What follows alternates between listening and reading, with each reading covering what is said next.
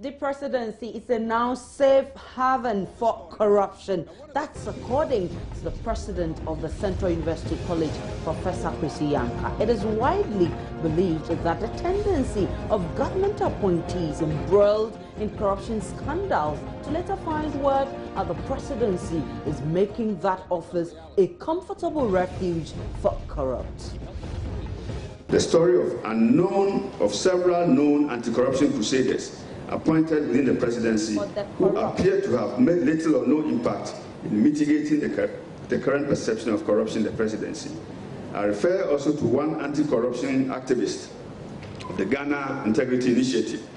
In his most recent public statement, Mr. Batidam appears less enthusiastic in urging leadership to lead in the fight against corruption. Professor Kwesi Yankah says ultimately the president must be held responsible for corruption because he wields so much constitutional power and is responsible for key appointees in the country. This is today's big story. My name is Aisha Ibrahim.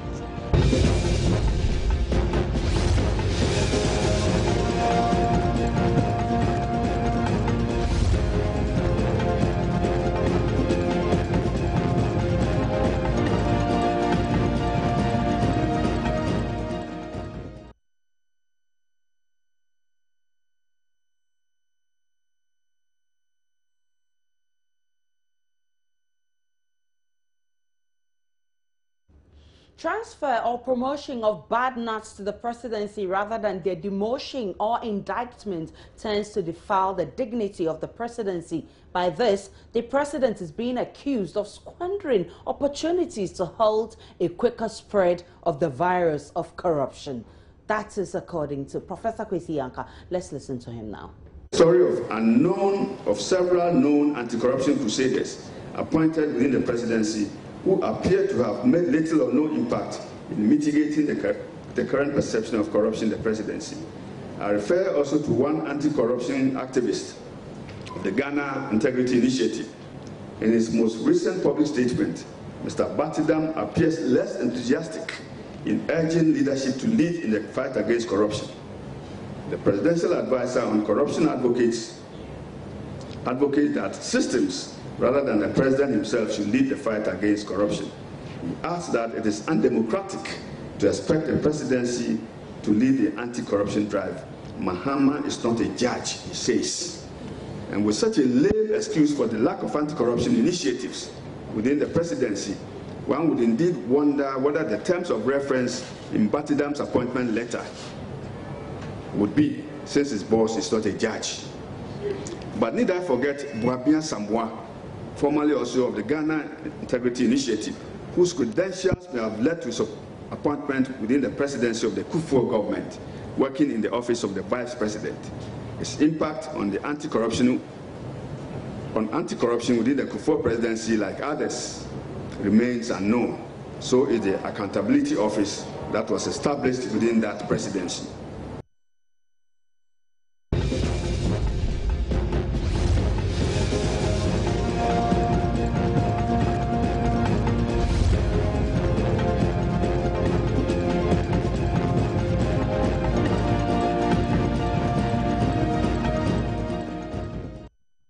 Let's get on to the phone lines because Mary Ada is from the Ghana Integrity Initiative and she's going to help us explore the issue further. Good evening, Madam. We appreciate your time. Good evening, and good evening to your cherished listeners as well. Professor Kwesi Yankah is saying that we should blame the president for the rot at the presidency. You think we should blame the president? Please, I cannot hear you very well. I think I have to speak a bit louder. I'm saying that should the president be blamed for corruption at the presidency? Thank you very much. Let me say that I speak for my organization, and so that should be reflected. If we say we should blame anyone for corruption, number one, I would say we should blame all Ghanaians, because we have, when we talk about corruption, we are talking about an issue that people need to be involved in for it to happen. But then we blame the president, and I seem to side with the professor that if there is any blame, we should put it at the presidency because he is the leader of this country. And for that matter, we expect leadership by example. So if there are issues of corruption and the president is speaking about them, we expect to see action being backed by some of the rhetoric that have continued to be put in the public domain from time immemorial, not just for this president, but for every leader of an institution. We expect that you should show leadership by example and others to follow. Okay, So Ms. Anda, let me hold you on and get onto the other phone line because Ms. Linda Kwafu is there. She's from the Ghana Anti-Corruption Coalition. Good evening, Mother. Many thanks for your time. Good evening. Is the presidency a safe haven for corruption? It depends on the actions and inactions of the presidency that is fueling this perception. There are a number of things that actually fuel people's perception as to what happens or their perceptions of corruption in a particular country. And then, so for if Ghanaians, if you keep on transferring ministers from a ministry because there are allegations of corruption on a ministry and the minister in certain acts of theirs, and then you bring them to the presidency, then obviously every Ghanaian or a Ghanaian who is interested in seeing the levels of corruption reduced in this country will perceive that then the presidency has become a safe haven for corrupt officials. But let's look at the wider picture of our international image. Will this affect us in any way? The substance of corruption affects us internationally because currently, as you know, it is very difficult to do any empirical study on corruption because you cannot be able to get the number of people who are ready to actually admit the amount of money they have paid in any act that constitutes corruption. So the perception is the best thing that we have now, which fuels public perception and also affects our international image. Okay, let me get back to you, Mary, and let's find out, couldn't it be like the president is doing his bit to avoid corruption or to fight this canker, but let's say the individuals at the presidency are not helping the president. Why should we blame the president entirely for this canker? Thank you very much. If you listen to Linda, she indicated that the actions and inactions of our leader in every situation fuels perceptions of corruption and actual corruption instances in the country. And so if we have reports of committees piling dust, we have people who have been cited as being corrupt, being transferred to the presidency. Then the perception is full that the president just talks and is not ready to act. And for that matter, he is not doing anything. So everybody in this country would blame him because they back stuff at the presidency. He is the leader and is expected to lead by example. So if he is seen as condoning and conniving with people who have been cited, instances where action should have been taken, where action is not taken, then when people blame him, I think it is justified. Okay, let's get back to the studio because my colleague Alfred Nyama, who's being at the IEA conference, is here with me in the studio. Alfred, Professor Yanka seemed to be very passionate about this call that, listen, the presidency is now becoming a safe place for, you know, rotten people or corrupt people. And the fact that the president should be blamed probably because he's the head of the presidency. What do you make of his statement? Do you think it's a statement that we should accept, or we should just take it as a perception? Well, Professor Yanka's comment, he bases it on corruption perception indexes in the past by anti-corruption groups like the GII, the Afrobarometer report on corruption and all that have placed the presidency top there in terms of people's perception of he mentioned the IEA survey. Yeah, corrupt institutions. And his point is simple, that as a government that has said time and again that it is serious about the fight against corruption, doing all it can to deal with this canker, by virtue of the fact that there have been examples of public officials who have been implicated in some corruption scandals, and the expectation was that these public officials would be dismissed. And he does not cite specific instances, but he gave a hint of former sports minister Elvis Afriyankra, who, after Ghana's poor showing at the World Cup, was implicated in financial mismanagement and all that. And he talks about the fact that in these instances, these officials, instead of being sacked, dismissed, or even demoted, are rather promoted. Sent to the presidency. It seems that instead of sacking them, the alternative has now become that, well, let's ship them to the Flagstaff House. But don't you think that could be an unfair statement, because we've seen some presidential inquiries probe these matters, except that some of the reports we haven't seen. But wouldn't it be unfair for him to say that those people must be sacked instead of being transferred to the presidency? Well, talking about presidential reports and committees of inquiry that have been set up in the past and even in recent times,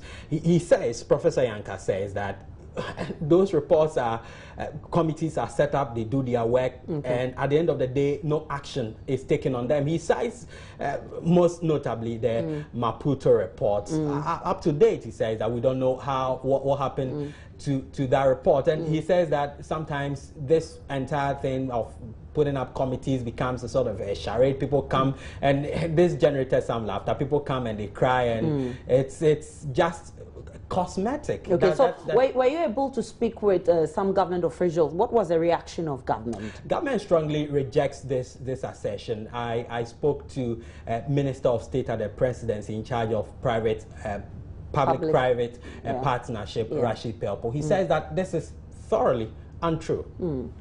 Let's listen to him. I don't agree with that. I think that there is some presupposition that when somebody is accused of something, it is a definite decision or it's a definite situation where the person is actually indicted and found guilty. We definitely believe that when somebody is corrupt, he should be exposed. It is our avowed expectation that corrupt people should be punished for it. The law must be made to work. In the case of situations where people are accused and the public have doubts about who the credentials or the credibility of that person, the person should no longer be in office. To the extent that he interacts with the public as if nothing has happened, some decision has to be taken. But until a clear-cut decision is taken that that fellow is guilty of a certain crime spelled out by law, you cannot, by all measure of imagination, accuse the person of being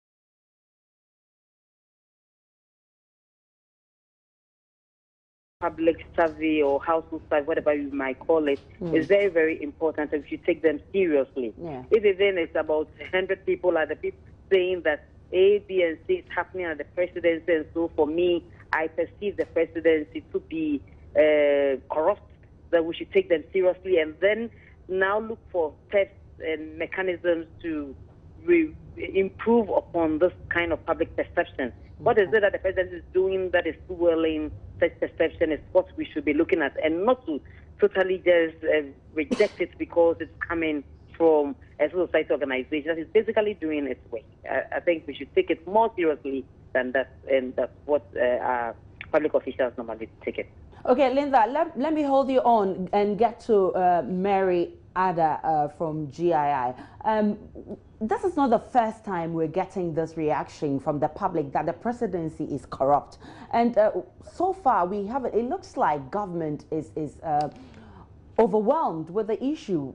How should we begin to tackle the issue of corruption from the presidency first? Thank you very much. I believe that, as Linda just stated, we should begin to look at what is fueling this perception out there, and then begin to change our way of communicating. If it is that the presidency is not communicating well its actions to the people of Ghana, then we begin to rectify them. If it is that, just like the people of Ghana would say in the various researches we have done in the past, when you ask why people say people are corrupt, they give instances where they have had to pay bribes, where people in public office have demanded from them certain amounts. And so if the structures in the public sector are weak, or they encourage or reward corruption, then we should begin to put in place some measures to ensure that people are sanctioned, and sanctioned immediately, so that it will send a warning to those who want to be corrupt to desist from it, and then also inform the people of Ghana that actions of authority are prompt. People who are in authority are ready to take on their own, despite wherever they are coming from, be they members of their parties or whatever. And then we should begin to be seen to be acting non-partisanly. That has been the base of many governments in this country. We are not able to delink the politics from the government. And so if government is ready to stand firm and the presidency begins to act as the president of the people of Ghana and not of the party, then people will begin to build trust in the system and begin to show in the perceptions in future, I believe, that things are changing and there would be an improvement. But then we should be cautious in the way we reject reports, in the way we just rubbish them and throw them aside and not act on them. It is also one of the causes of our problem. If we begin to do these things, we would have a system where people begin to trust in the presidency, and then these corruption rankings would improve in future. Let's get on to the other phone line and ask Ms. Linda Kwafo. You think government is showing some commitment, or government is willing to tackle this corruption issue head on as it deserves? Government has an opportunity to do that now, especially in the wake of the implementation of the National Anti-Corruption Action Plan, which we support totally. I'm saying this because if you look at the NACAP, there are specific and central roles that have been given to the office of the president. I mean the executive, meaning the president's cabinet and the people that make up the cabinet. They have roles to play in the implementation of the NACAP. Government is supposed to actually chair the high-level implementation committee, supposed to make sure that there is resources for the implementation of NACAP. Government, luckily for us in this country, we have the number of good legislations that can help us to fight corruption. It's about government making sure that its institutions that he has put in charge, heads of institutions and chief directors, are implementing all the financial legislation provisions. If we do such things, then we can say totally the government is fully committed saying we have 1,000 legislators, we have NACAP, and we make provision for resources, and we put out media reports on NACAP in there, all that, and we don't actually see the financial commitment and examples, leadership by examples that Mary made mention of earlier on, then we cannot totally say that government is committed. We want to see commitment financially, commitment in showing examples, leadership by examples, commitment in accepting perception surveys and dealing with the issues that is fueling these perceptions. Government has a very important role to play. And until we do that, I'm not sure we can totally say that government is showing committed. For the legislations, we are grateful for Parliament and the executive for making sure we have the laws. But then it's about the enforcement. Enforcement is the way. Let me have you on hold and come back to the studio and speak with Afre. Afre, what did he give any guidelines as to how we can begin to tackle this thing he calls a canker? Professor Yanka says that government should move beyond the talk now, act more. When public officials breach a law in terms of corrupting themselves, they must be punished. They must not simply be posted to the Flagstaff House, as he thinks is the case now. When there are committees set up to look into acts of corruption, those reports or recommendations of those committees must be acted on by government. So these are two major recommendations that he's making as a way of dealing with this issue. I'm also informed that the General Secretary of the NDC is blaming the media. On what basis, or for a better conversation, let's listen to Johnson Asiedun Ketia of the NDC blaming the media for bringing us to where we are now.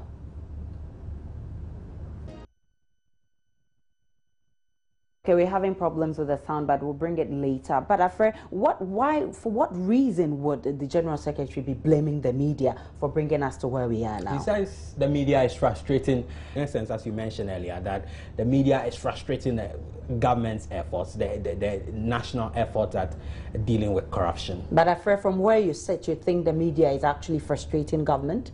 I wouldn't say so. Indeed, there have been many examples. Let me narrow it down to multimedia instances, documentaries, reports where we've unearthed corrupt Sada Jida and so on and so forth. So that certainly, in my view, cannot be entirely accurate. So let's look at reaction from the people around where the conference was held. What was their reaction? Reactions, let me start with Professor Yanka's comment. Of course, as of the time Prof. Yanka was making that specific comment on the corruption at the presidency, I saw first Johnson Asiedun Ketia, General Secretary of the NDC, putting down some copious notes here, obviously wanting to react to that. And of course, there was representation from across the religious divide, education sector. You had representatives, political parties, and so on and so forth. And they, after the keynote address, they all had the opportunity to make inputs, and they thought that indeed, depending on where they were coming from, indeed, you have representatives from the MPP, of course, bashed government's handling of corruption, and you had also the Johnson Asiedun Ketia, another representative from the side of the NDC, defending government's record. But the clergy, Palmer Buckle, Archbishop Palmer Buckle, he said that, well, it must be a joint effort from all sections of society in dealing with this problem. Well, let me go to Mary Ada on the other phone line. Mary, what's the way forward now? Oh, please, can you come again? I didn't get that. I just asked that what is the way forward to tackle corruption in this country? And I give you an example where Professor Yanka has stated that many of the presidential inquiries that go to probe issues affecting, or that is citing people who work at the presidency, has not given any report. And even if they give recommendations, the recommendations are not implemented. And so how do we tackle corruption in this kind of situation? Thank you. Before that, let me clearly say that the media has been one of the instruments through which corruption reporting in Ghana has come out clearly and effectively. The whistleblower role the media has played has been tremendous, and we continue to commend the media in all its shapes and forms for the great work it is doing. That is one of the ways we can tackle corruption, if people begin to report. And then the NACAP has a three-tier approach that we should sensitize all Ghanaians to be able to reject and report corruption in all its shapes and forms, and to be empowered enough to be able to say no to any corrupt act or corrupt individual. Okay. Number two, we need to begin to ensure that sanctions and prosecutions are in place. Serious sanctions are put in place, meted out immediately, adequately, and effectively. That's right. To people who have been cited, who have been indicted appropriately and on time.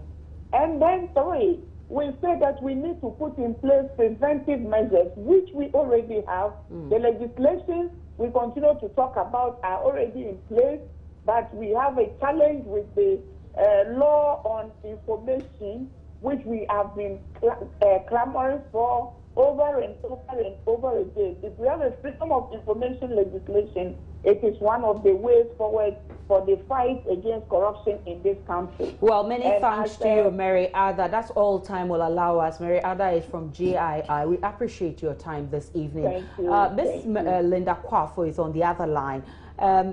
Johnson Asiedu is now blaming the media for actually bringing us to this point where there's so much corruption, and even at the presidency. Should the media be blamed for this? I don't think the media should be blamed. I'm sure the role of the media is very important in every democratic state. And it's the same media that the chief of staff met some few days ago to explain a number of issues to them.